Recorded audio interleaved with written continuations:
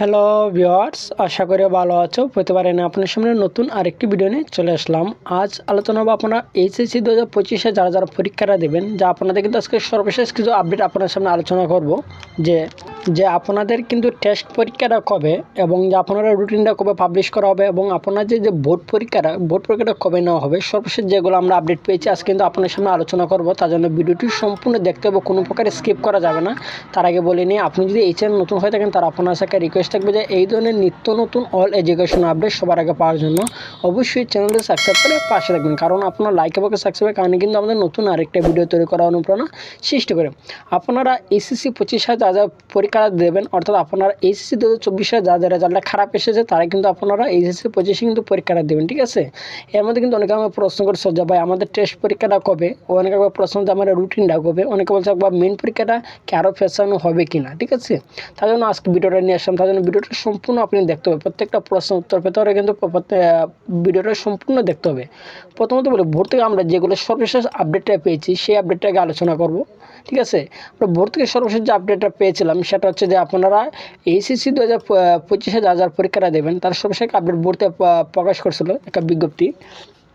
সেখানে তারা বলে দিয়েছিল যে সকল শিক্ষা প্রতিষ্ঠানের প্রধান এবং সংশ্লিষ্ট সকলকে জানানো যাচ্ছে যে তার শিক্ষা ভর্তি কিন্তু প্রত্যেকটা কলেজকে তারা বলে দিয়েছে, একটা নোটিশ তারা প্রকাশ করেছিল যে 2025 সালে উচ্চ মাধ্যমিক সার্টিফিকেট এইচএসসি পরীক্ষায় অংশ নেওয়া শিক্ষার্থীদের নির্বাচনী মানে টেস্ট পরীক্ষা গ্রহণ শেষে ফলাফল আগামী 27শে ফেব্রুয়ারি 2025 তারিখের মধ্যে কিন্তু প্রকাশ করতে হবে, ঠিক আছে।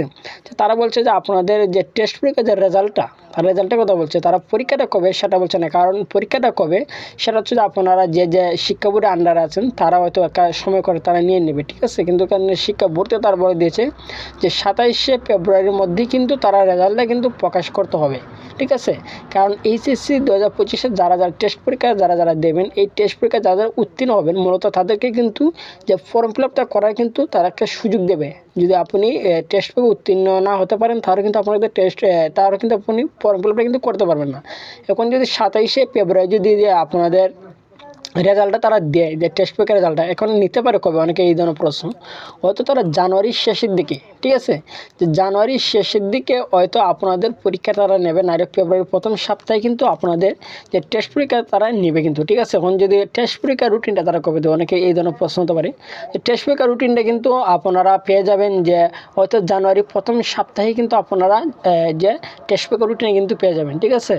জানুয়ারির প্রথম সপ্তাহ বা ডিসেম্বর শেষের দিকে তারা দিলে দিতে পারে, কিন্তু সর্বশেষ যে আশা করা যাচ্ছে যে জানুয়ারির প্রথম সপ্তাহে কিন্তু আপনারা টেস্ট পরীক্ষার রুটিনটা পেয়ে যাবেন, ঠিক আছে। কোন যে আপনাদের মেন পরীক্ষার রুটিনটা কবে দেবে, অনেকে এই ধরনের প্রশ্ন যে মেন পরীক্ষা বা রুটিনটা কবে দেবে। মেন পরীক্ষা যে আপনার পরীক্ষাটা হবে, এটার সর্বশেষ যে আমরা আপডেটটা পেয়েছিলাম যে আপনাদের এইচএসসি 25-এর যে পরীক্ষাটা হবে, হ্যাঁ, সম্ভাব্য যে সময়টা তারা বোর্ড থেকে তারা দিয়েছিল যে তারা এই তারিখে এই সময় তারা নিতে পারে, ঠিক আছে। তারা সম্ভাব্য কিন্তু বলে দিয়েছিল, তারা কিন্তু এখনও সঠিকটা তারা বলে নাই, সঠিকটা কিন্তু শিক্ষা বোর্ডে এখনও পাবলিশ হয় নাই। যে আপনাদের বলছি যে জুন মাসে কিন্তু আপনাদের সম্ভাব্য সময় যে এইচএসসি 25-এর পরীক্ষাটা তারা নেওয়ার, ঠিক আছে।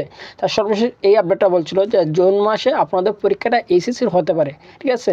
কারণ আপনাদের টেস্ট পরীক্ষা হবে, টেস্ট পরীক্ষার রেজাল্টটা কিন্তু দেবে 27শে ফেব্রুয়ারির ভিতরে, এবং টেস্ট পরীক্ষা যারা উত্তীর্ণ হবেন তারা কিন্তু যে ফর্ম ফিল আপটা করতে পারবেন 2 মাস থেকে, ঠিক আছে।